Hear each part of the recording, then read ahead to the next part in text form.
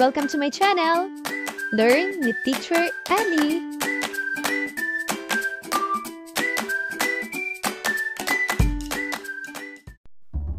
EPP ICT Grade 4 Quarter 1, Week 4, Day 1. At ang ating tatalakayin ay tungkol sa presentation software, user interface, page design or theme, inserting and formatting textbook, word art, shapes, and images. Mga bata, ano ang natutunan mo sa nakaraang leksyon? Tama! Ang ating napag-aralan ay tungkol sa word processing software. Ngayon, alam niyo ba kung ano ito? Tama! Ito ay isang presentation. Araw-araw, gumagamit ang inyong guro ng presentation upang mapadali ang kanyang pagtuturo. Alam niyo ba na may iba't ibang bahagi ang user interface tulad ng MS PowerPoint na kalimitang ginagamit ng mga guro?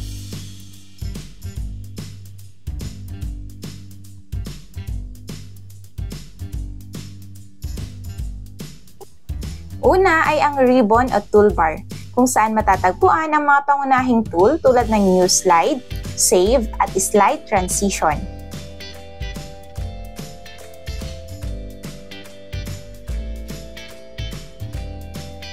Pangalawa ay ang Slide Pane, ang lugar kung saan nililikha at inaayos ang mga slide. Pangatlo ay ang Placeholder, espasyo kung saan inilalagay ang teksto, larawan at iba pang elemento ng slide. At pang-apat ay ang Side Panel, kung saan matatagpuan ang mga outline at slide sorter.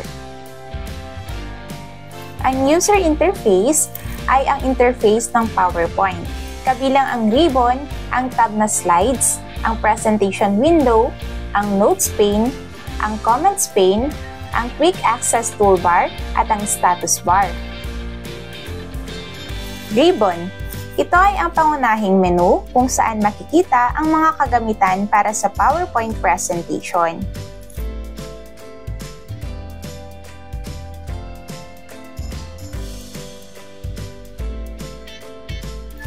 Slides tab. Ito naman ay nagpapakita ng thumbnail ng bawat slide sa presentation.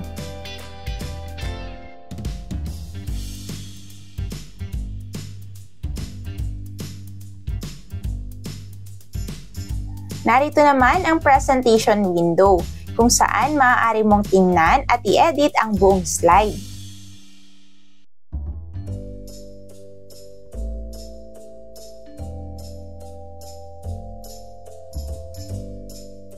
Sa status bar naman, ipinapakita ang kasalukuyang numero ng slide, pati na rin ang kabuuang mga slide, pati na rin ang setting ng wika para sa pag-proofing. Mayroon din itong mga karagdagang tool para sa paggawa ng mga pagbabago sa view o zoom. Kung ang pane ng mga tala at mga komento ay hindi lumalabas, i-click lamang ang mga icon na iyon sa status bar upang ipakita ang mga ito.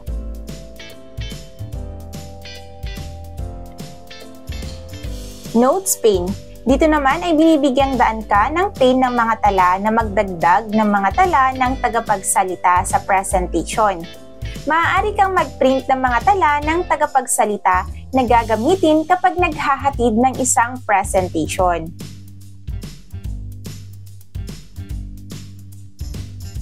Comments pane.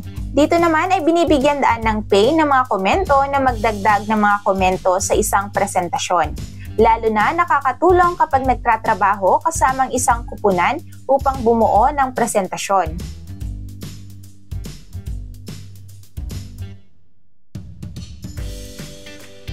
Quick Access Toolbar. Sa tuktok ng window ng PowerPoint, nagbibigay ito sa iyo ng isang click ng mga shortcut sa mga karaniwang ginagamit na function, tulad ng i-save, i-undo, at gawing muli.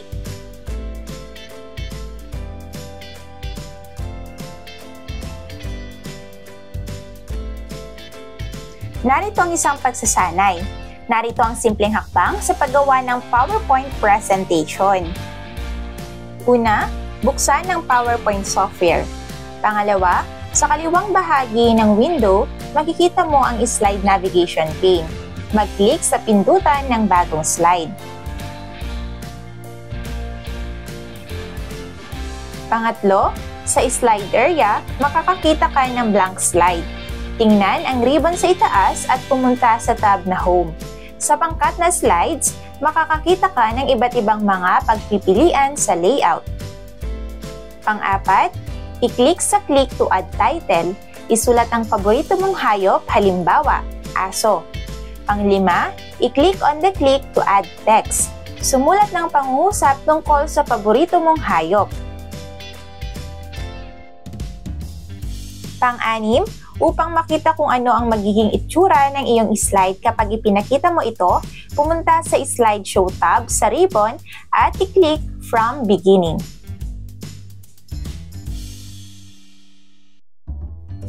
Pang-pito, gamitin ang arrow keys o navigation control sa ibaba upang lumipat sa pagitan ng mga slide.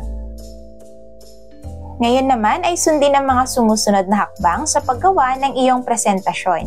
Ang paksa ay ang paborito kong pagkain, hayop, lugar o ipinagmamalaki ko. Una ay buksan ang iyong presentation software. Karaniwan ito ay Microsoft PowerPoint o Google Slides.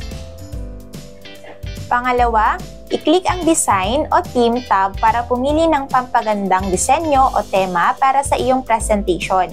Maaaring piliin ang preset na disenyo o i-customize ang sariling disenyo. Pangatlo, ilagay ang pamagat ng iyong presentation sa unang slide. Dito ay dapat maipakita kung ano ang iyong presentasyon. Pang-apat, magdagdag ng mga pahina o slide sa presentation mo gamit ang Insert o Slide option. Bawat slide ay dapat nagpapakita ng isang mahalagang bahagi ng iyong paksa.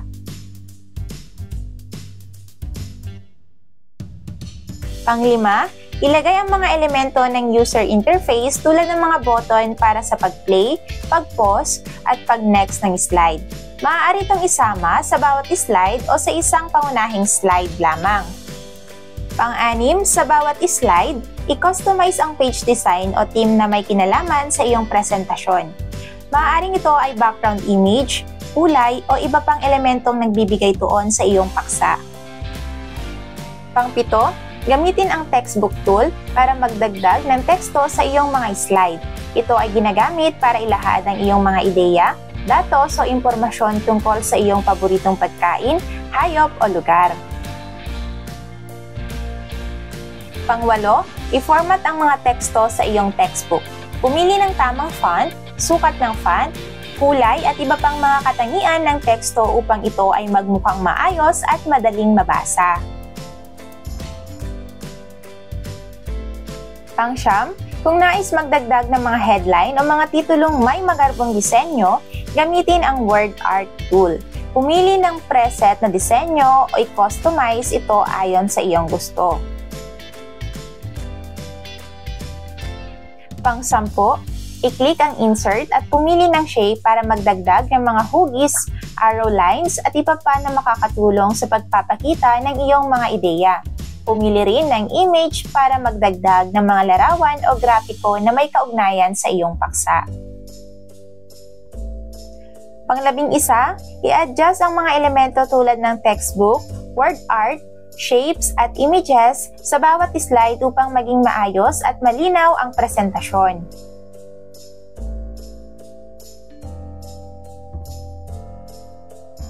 12, gawin ang pagsasanay ng iyong presentasyon at suriin ito para sa anumang pagkukulang o maling impormasyon. Siguruhing maganda ang pagkasunod-sunod ng mga slide. At pang-13, i-save ang presentation. Ngayon naman ay narito ang isang gawain. Panuto, sundin ang mga iminungkahing hakbang para maisagawa ang mga sumusunod.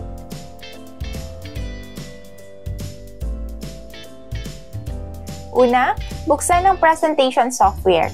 Ang mga mag-aaral ay dapat mag-navigate sa iba't ibang mga tab at maging pamilyar sa kung saan matatagpuan ang iba't ibang mga tool at function. Pangalawa, hanapin ang mga tab sa ribbon at tingnan kung anong mga tool at option ang available sa ilalim ng bawat tab. Ngayon ay subukang magdagdag ng bagong slide at mag-type ng text tungkol sa paborito mong hayop.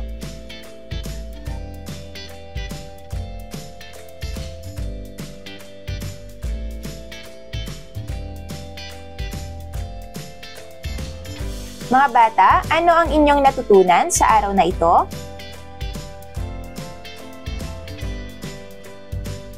Ngayon naman ay basahin at sagutin ang mga tanong. Piliin at isulat ang tamang titik lamang.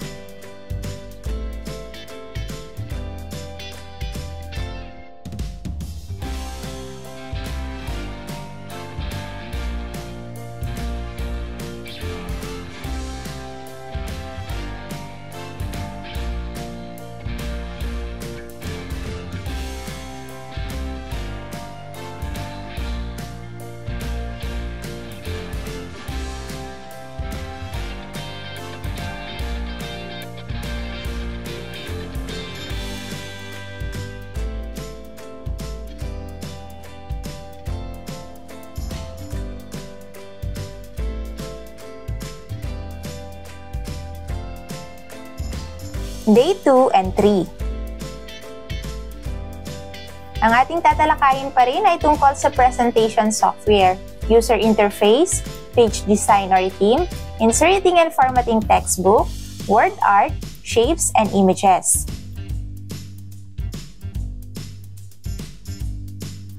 Mga bata, ano ang natutunan mo sa nakaraang leksyon?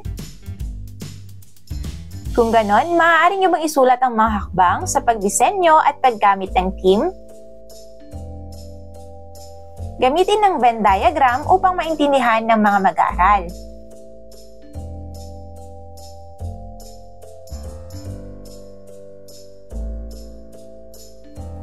Sa bahaging ito, pag-aaralan ang mga mahahalagang aspeto kung paano magkaroon ng page design or theme at ipapakita kung paano i-format ang mga elemento sa slide.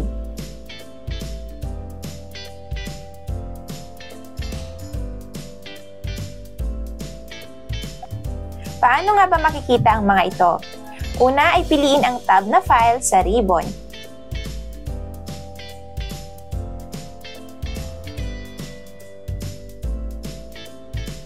Pagkatapos ay i-click ang More Themes. Pumili ng nararapat na tema. Ngayon naman ay gumawa ng isang presentasyon tungkol sa pagsasagawa ng page design or theme. Narito ang gabay. Una, pumunta sa Design tab sa ribbon na kung saan makikita mo ang mga iba't ibang klase ng themes. Pangalawa, pumili ng gusto mong theme. Alalahanin na ito'y gagamitin mo sa buong slide. Ngayon naman ay hanapin sa hanay A ang tamang sagot sa hanay B. Isulat ang titik ng iyong sagot.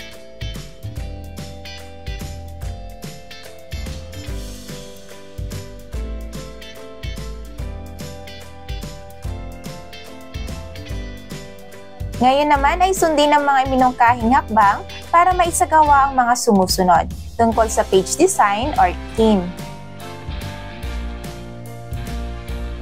Una, buksan ang presentation software. Pangalawa, i-click ang More Themes para makapili ng iba pang estilo. Pangatlo, isulat sa unang slide ang title, ang aming presentasyon. Pang-apat, isave ang inyong ginawa at ibahagi sa klase.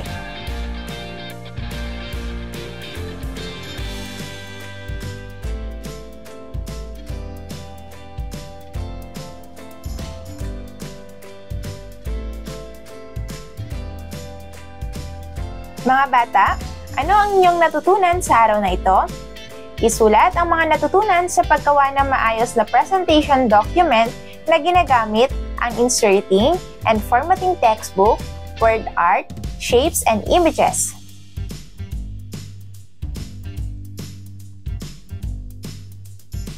Ngayon naman ay basahin at piliin ang tamang sagot sa mga tanong.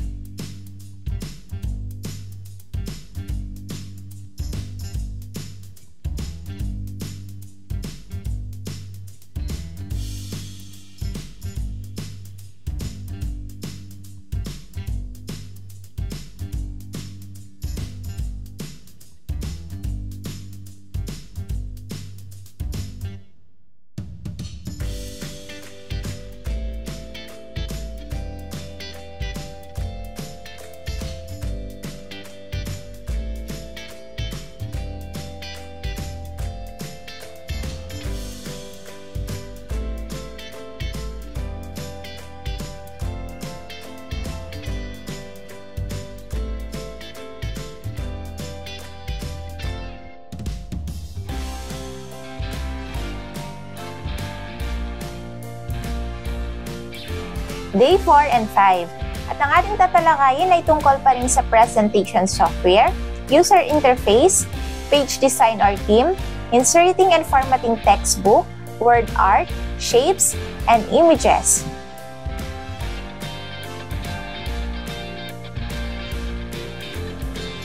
Mga bata, ano ang natutunan mo sa nakaraang leksyon? Ngayon ay sumulat ng mga paraan sa paggawa ng maayos na presentation document na ginagamit ang inserting and formatting textbook, word art, shapes, and images.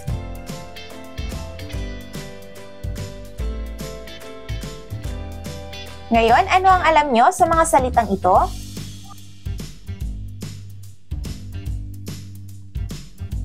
Sa bahaging ito, matututunan kung paano pumili at baguhin ang mga aspeto ng teksto, word art, paglagay ng shapes at mga images.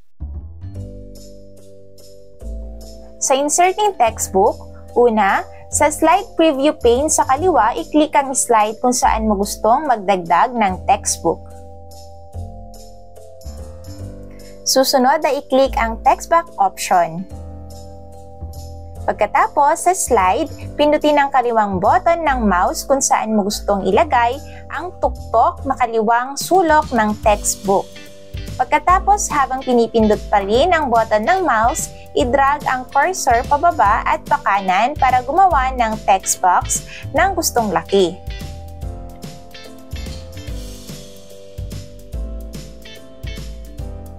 Pagkatapos gawin ng text box, mag-type ng ilang text. Kung nag-click ka sa labas ng text box nang hindi nagdaragdag ng text, maaaring mawala ang text box.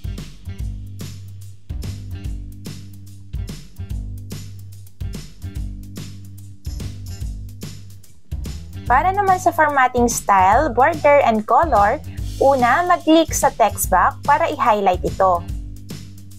Pangalawa, sa PowerPoint ribbon, i-click ang tab na shape o shape format na lalabas.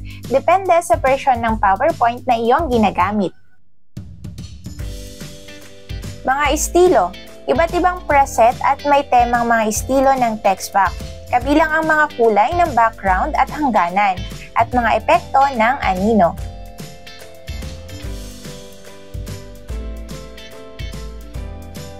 Icon ng shape fill sa Microsoft PowerPoint. Ginamit upang magdagdag ng kulay ng background sa text box.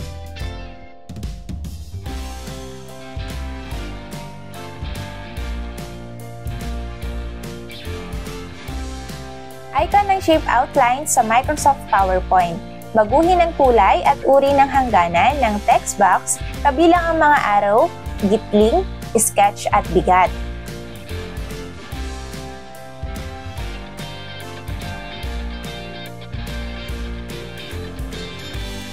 Icon ng shape effects sa Microsoft PowerPoint. Ginamit upang magdagdag ng mga effects sa text box kabilang ang 3D na pag-ikot, bevel, glow reflection at shadow.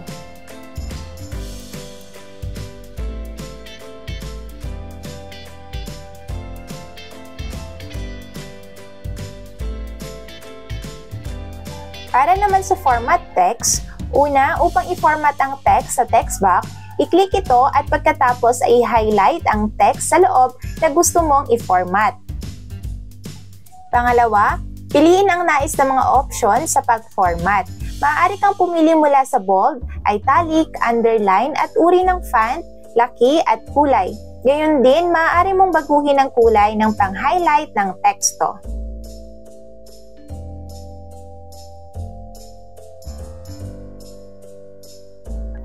Inserting and formatting word art, shapes, and images. Sa isang PowerPoint slide, mag-click sa loob ng text box kung saan mo gustong ilagay ang word art. Sa grupo ng word art styles, i-click ang gustong uri ng word art at magdagdag ng word art text sa slide.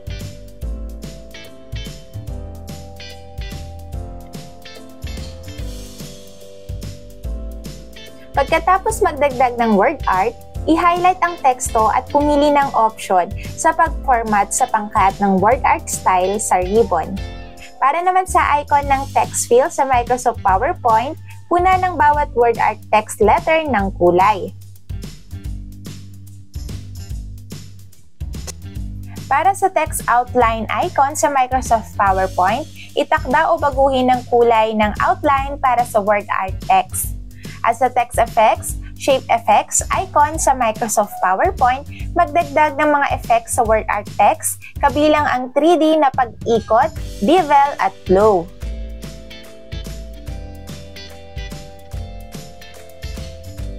Para sa inserting and formatting images, piliin ang Insert na tab pagkatapos ay i-click ang Pictures command sa pangkat ng mga larawan.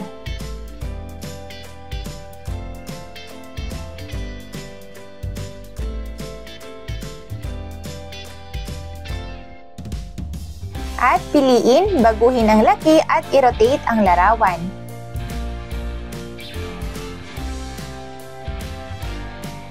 Ngayon naman ay magpakita ng mga hakbang o sample output kung paano gumawa ng presentasyon ukol sa isang makasaysayang lugar ng Intramuros gamit ang word art, shapes at images, gamit ang mga hakbang na nabanggit. Una, buksan ang Microsoft PowerPoint presentation. Pangalawa, pumunta sa Insert Picture. Pangatlo, hanapin ang image sa iyong lokal, drive, at ilagay ang larawan sa slide. Pang-apat, maglagay ng word art text, lagyan ng label na Intramuros. At pang-lima, isave ang mga gawa sa lokal na disk drive gamit ang file name na pangalan ng mag-aaral. Ngayon naman ay kompletuhin ang mga sumusunod na pangungusap.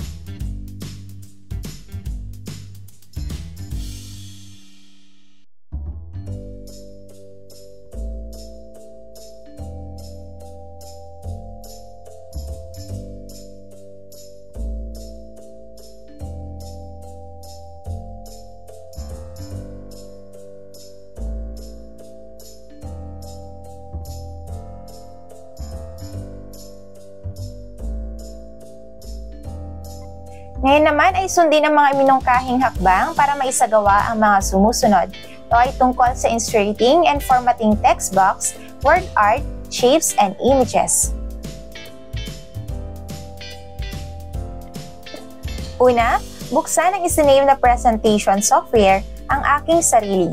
Pangalawa, piliin ang nais na page design or theme. Pangatlo, magdagdag ng iba pang slides. Pang-apat, para sa pagpapakilala sa sarili, kailangan mong pagandahin ang visual presentation nito. Pang-lima, lagyan ng word art, ayusin ang iyong text box, maglagay ng nararapat na shapes at images. Kailangan mo itong gawin ng mabuti sa pamamagitan ng pag-adjust o pag-format nito.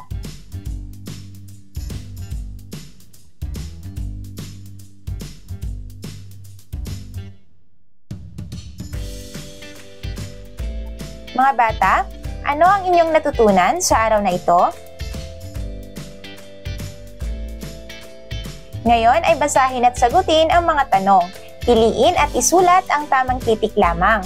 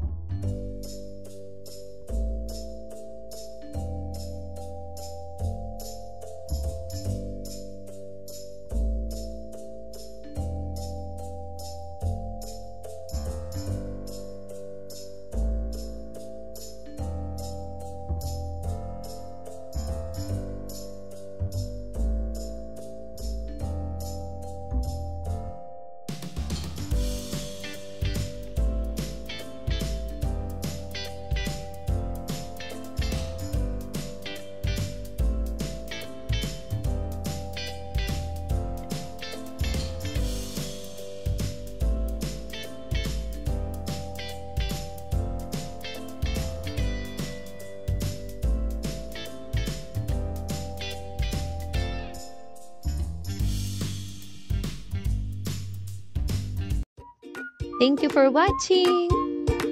Also, don't forget to like, share, subscribe, and click the notification bell for you to be updated on our latest videos. See you on our next lesson. Goodbye!